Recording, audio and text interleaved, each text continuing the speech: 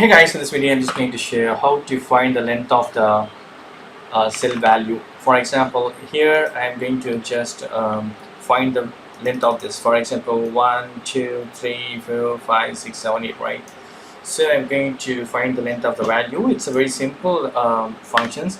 Length is the formula you need to use, and open bracket, and you need to put the text here. So simple. See, it's totally 12 characters here. And same, I'm going to find the length of the value of this b2. So here, see, totally we have 7 characters here.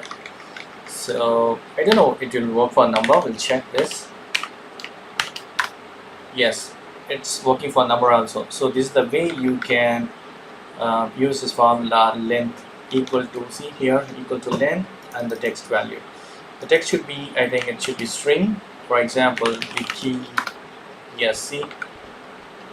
So you can use either a string or you can just put the cell value here inside the parenthesis of length formula.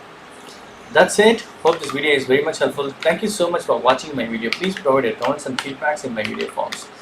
Thank you. Bye.